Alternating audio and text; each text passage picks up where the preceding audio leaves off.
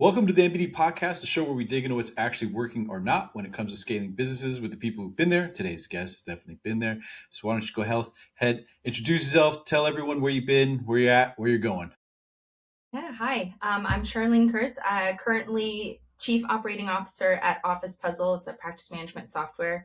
I'd say I'd spent about the last 10 years in a similar space, so in the practice management space in behavioral health, in a variety of roles. So I started at that company when we were about 20 people and helped grow. I think when we left, we were like 700 people, and had gone through an IPO. And so I saw all the changes, wore a lot of different hats, and now hopefully going to be able to help this next company be successful as well. So when you start or you get into a company, what's areas that you look for of opportunity that help them scale and overcome failure? Yeah, I think it really depends on the size of the company. I love starting with smaller companies, but I think you can't. It's not a one size fits all really for any company, any industry. The first thing that I like to do is kind of listen and learn, and the length of time that you can do that varies based on what the needs are of the company. But really trying to understand not just what they're showing you, but what's not being said, what's not being handled, understand the dynamics of the team. I'm someone who thinks, I love process, but I also know that without people, process doesn't matter or work. So I'm usually observing how the teams work together. I think the two biggest things are typically, is there some kind of structure for accountability? So is it clear what the goals are, what people are working on, and who owns it? And then the other thing is whether or not the team is, open and honest about what is being done. So like not just accountability, but the transparency, directness, how comfortable are they with the conflict? So I often will not necessarily start with culture, but assess the culture and understand like what is the dynamic that I'm walking into. Got it. Because if you're going to implement anything, you got to make sure the culture is able to accept it, I would guess. Yeah, Um, and like, are they looking, like, what is the environment that I'm walking into? Like, are they mm, looking for someone to come and help them change something? Or are they really, entrenched in the way that they're doing things? And first, I need to understand why did they do it the way that they're doing it versus coming in with what I think is the right tool or process to implement. So, I've obviously got my back pocket things that I love, but it might not be the right fit for the company that I'm working with. got it. Okay, so you come in, you get essentially a temperature reading of how things are going, and then what are you looking for? So now that you've got a read of how or how people are operating and kind of what the lay of the land is, what are you looking for next to help identify what areas of improvement that they can leverage? Yeah, so it starts with the goals. Like for instance, in our current situation, we know we've got a great product. We've made like a really good base in Florida, and we're looking to grow beyond that. And so I'm trying to figure out if our goal is growth, what is currently constraining that. So I'd say it's like a systematic diagnosing the challenges and finding the custom solution. So I'm, maybe not great for podcasts because I don't have, I'm not a playbook person. I usually recoil a little bit if you're like, oh yeah, I've got this playlist and it works everywhere, because there's Mhm. no way in the world that the exact same thing's going to work at exactly every company. So, um, for instance, some of the challenges could be you're not moving fast enough. You need to be able to make better decisions more quickly. Or maybe you're moving too fast and you've got too many irons in the fire and you're not really making enough progress in one direction in a meaningful way. Once I get that temperature reading and I understand like what are the dynamics at play, like how would I actually even attempt to solve something, then I start to listen out what does the team feel is a problem, and then what am I observing as the challenges that need to be solved. Got it. So you got the temperature, you got the lay of the land, you're identifying exactly where opportunity is, trying to put an idea of how to opportunity or how to execute because everything's a little bit different. Now, in the execution stage, let's say that you find an area of opportunity. You're like, hey guys, how do you make sure you get buy-in from upper management and the team to it so that way it kind of helps with its success? Yeah, and that's where that people part comes in. So if I understand the dynamics of what's going on, we'll use an example of a company. They're all super ambitious, they're really excited to do things, this made up scenario, but they don't want to deal with the conflict. So everyone has their own idea of what the right solution is, what they should be doing, but they're not really talking about it. So I'm observing that. Then they tell me, well, the challenge that we have right now is we keep trying all of these marketing initiatives and none of them are working. And so we don't know what to do. The way that I can get by, and I'm not coming in and saying, okay, well, here's the initiative you need to do, because oftentimes I get, yeah, well, we tried that. Hmm. What I'll actually bring to them is say, okay, well, I see what you're saying, like what you're raising as a challenge, but I actually think the challenge is not a lack of creativity or marketing initiative, but there's a lack of alignment and buy-in and, working through together to try something and experiment and then decide what to do next. So everyone's kind of, because you don't want to have conflict, everyone's just trying their own thing and there's not enough energy around one comprehensive and cohesive plan. So oftentimes I feel like I'm playing therapist for a team and the team culture and saying the things that no one really wants to say. And sometimes as a new person, it's a delicate role to be in, but you can kind of pretend like you didn't know it was taboo. So you could just be like, I've noticed this thing. And even though you know it'll probably cause something, you can just play like, oh, I didn't realize that was a sore point, even though it's very clear that Hmm. it's just something no one wants to say. Yeah, I've found that going into a company, I like the conflict because then I get to the actual problem and the solution. And one of the things I found that I do is I create the waypoints to where, hey, this is what we need to accomplish in a year, and then each week or biweekly, it's like, guys, if you're not on task to this, it's not going to happen. And then I start pinpointing the people who become problems, and then the group kind of guides them in the right direction, or it's the manage up, manage out part. But how do you work with that conflict? So let's say that the conflict's there, they bring it up, and they're still trying to scatter from it because they don't want to deal with it or go in that direction. So what are some of your techniques there? Yeah, part of it I think is naturally inclined to it. So I'm not Mm-hmm. a conflict averse person at all, but I do love harmony. It was a weird thing for me to realize that I don't like tension. If I Mm-hmm. sense it, I've got to call it out. And so I think my boldness, just personality wise, and not being shy, and just my desire to resolve underlying tension, but I have successfully helped others to realize the value in that and like slowly in their own ways come to it. So typically the way that I tackle it is I'm a very transparent and very direct person. So I believe the only way to really have these conversations is like I have one-on-one conversations, but I'm very direct and transparent and explain why I'm having the conversation. For instance, hey, I've noticed that you don't speak up, but I can tell that you're not on board. And then I just like dive into the Mm-hmm. uncomfortable. And so usually one on one, I start to build rapport and relationships with people and then try and bring groups together. So it's not about mediating. I really believe that like teams need to build those relationships themselves, but just pointing it out. Like you mentioned kind of the wayfinding with the what needs to happen within a year. I'm thinking about like what are the relationships or the people that need to be brought together, the challenges that are being held. So it's a combination of like project management and execution operations while simultaneously building the stronger bonds and ties with the team that I know will be needed in order to actually execute on a plan. That's a good thing because usually when I go in, I have control of everyone. Not control, but they have to kind of answer to me because that's what they brought me in for.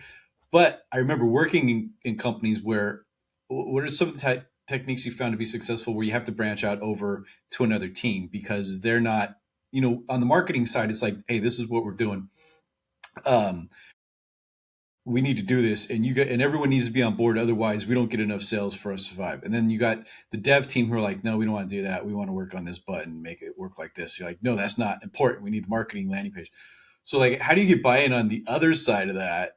So that way they follow along. Like, do you go like I would go up and just be like, hey, man, my manager would be like, hey, they're not on board. This isn't gonna work. Yeah. I think in my career, because of I have not had a straight line. Like I have had so many different roles and Mm-hmm. worked in so many different positions that I do think I have an easier time putting myself in the other's shoes.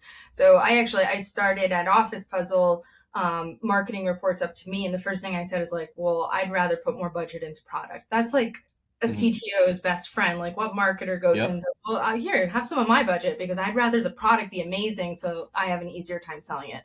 But I've been on the other side of things, so I think just having that perspective helps, like from a personal point of view. But I think that's anyone can do that. Anyone can take a step back and try and have the perspective of the teams that they're working with.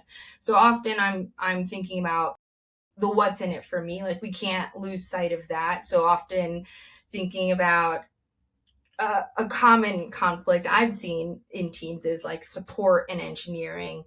Well, Oh yeah. you're right. Like it's, oh, well, we have all these bugs we have to support. If you just fix them, it's like all these different things. And just kind of, again, bringing these teams together and say, okay, like, what is your goal? What is your goal? How does solving this problem help each of you? So a lot of times it's really talking through the conflict. Like so much of the problems that I see in companies are people problems and Yeah. like relationship problems. And I think my background's in psychology, and I think that's just always my first approach. And it's a bit unique sometimes, but I've seen it have the most success because it's usually not a process. I mean, it could be process, but like most of the time you could have the best process, but if people aren't following it, it really doesn't matter. Oh, I know. AI doesn't even like to follow the process sometimes. Trying to get Yeah. it to do things, you're like, no, stop doing your own thing. It's like a person. Stop doing your own. Stop Yeah. it. There's no direction to go that way. Okay, so you got everything in play. You've been able to get buy-in. You've got the teams working together. You've got conflict solved. Now execution takes place. How do you bring up both when there's success of what took place when you were going towards your goal, or things didn't work out and you have to kind of pivot? Yeah, so I love planning. I think that it's really important to have you've got your higher level goal, but then the things that you believe will get you to that goal at the beginning of the year, and having them well documented, articulated of like what success looks like. So I like to identify early on when we set a goal, well, what would make this a success? What tells us at the end that we've actually accomplished this? And trying to avoid vanity metrics and say, oh, we've done the same, but like, has it actually moved the needle? And then clear accountability. So one of the things that I often get into challenges with is I want one head. I want, and I use Asana, so it's perfect because Hmm. there's only one circle. It can only be assigned to one Hmm. person. And they'll say, oh, well, all these people are involved. Right. They're stakeholders. Who is in charge? So I really push for like one person owning things. And then that helps now that we're aligned on like what success or failure looks like, who's owner and driving it. And then having those regular check-ins, I think helps us do two things. One is like early indication of, are we on track? Like, do we need to pivot? Because we can see if we're progressing towards that stated outcome or we're going off track. But then the other thing is, maybe something is successful in the sense that we're like accomplishing the steps that need to be done. So the project or task is on track. But we then quickly realize that that's not actually what needs to be done to hit that higher order objective or that goal for the company. So I like to make sure that plans are flexible in the sense that like we're not just like making a plan in 2025 and then blindly executing in 2026, success or failure. No, yeah, you got to have your gauges, right? Like these have to all hit for this point to be reached. No, so cool. You got all that, and then how do you bring it back to the team to say, "Hey, this worked out great. We hit our goal. Now we're going to go on to the focus on this other project that we've had on the back burner." Or how do you pivot? Like, how do you take them and say, "Hey, this isn't working. We got to change direction," without them going, "Oh, I told you it wasn't going to work." Or, see, and you're just like, "No, we just we just got to change a little bit." Yeah, I think it's setting that tone from the beginning of Mm. experimenting. Like none of us are fortune tellers. And so if we know what we're trying to accomplish, we're trying to grow our company and we're trying to hit certain numbers, and we think that these are let's use marketing. These are the marketing initiatives. Like we need to build partnerships and we need to go to events, and we start to go to a few of these things and they're not panning out. They're not delivering the results that we expect. I don't believe in this whole like disagree and commit and like just do it blindly. Mm. So if we build that into it from the beginning of, we believe, it's almost like a hypothesis. If we want to accomplish growth, we believe these are the levers, and here's why, and here's what we're going to do to make it happen. And if we're following all those steps and it's not returning the results we expect, then clearly something is off. So it's And it sounds like it's going to take a long time, but you can do these things in fast iterations. But if you approach it as an experiment, a hypothesis, instead of like an ego filled with like, this is my idea and so it has to be right, and then now there's that ego of like, well, I'm going to keep going because I said we Mm, should do it. So I kind of like, as a leader, my team knows I'm not coming into it knowing with certainty, 100% certainty, that what I say we should go and do is going to be right. The other thing is, I'm also trying to be, I am not a consensus driven person, but I'm a very collaborative person. So I really like the idea of, well, it's not me top down telling them what they're going to do. We're saying, hey, this is our goal. Here's what you're responsible for. And we're building this plan together. yeah, I think that's one of the things where, as organizations get bigger, it's definitely a top down versus a collaborative approach. Like CEO told C suite to tell us down here what to do. And you're Yeah. like, but no, this isn't going to work. Here's why I think it's not going to work. But that never gets pushed back up. So they're just flying up there going, we need to hit these marks. And here's the benchmarks that each of these teams need to hit. You didn't hit your benchmarks. Well, yeah, you didn't listen when I said these are the barriers that we have that we need to break down so we can get to that. And then now another 6 months or a year goes by because Yeah. what you Well, said, it's not collaborative. yeah, and then that's where like the strong company culture is important. Like there's some things that just like, depending on the role that you're in, you're not going to be able to fix. So I almost feel like, Yeah. depending on the choices you make, as whatever level you're at, like if you're joining a company at entry level, you're joining as a leader, like really assessing that it's a culture that you can work within, because it's one thing to have some dynamics that you feel well equipped to adjust. There's another thing entirely of like, if it's a completely top down culture, that's going to have some challenges. Same Mm. as if it's completely bottoms up and there's not strategic direction. Like I'm very much like, you need a little bit of both. You need to be having that strategic direction and guidance from the leaders who are looking at things holistically and also have a lot of other factors in mind. And then the people who are closest to the customers, I think that you can't really make any decisions without voice of the customer and really understanding what that day to day looks like. So when I build in my past operations roles, like when I build operational planning and annual planning, I kind of take it from both perspectives. So there's, the financials, there's the strategic vision, but then there's the ground up objectives of how we meet those. Awesome. So if someone's listening right now is trying to scale, what's one piece of advice you wish you had earlier on in your career? Um, I think it's something I still grapple with today. And it's like, how do you want to define scale? Like what stage of scale? Because there's a few different things. Um, I think if you're still in the growth, like you want to grow, you have to be comfortable with imperfection. If you're past the growth and you're looking to be more efficient, now's the time where you can start to put in process and structure that will allow for more efficient growth. And as someone who I'm very organized, I like process, I'm very process minded.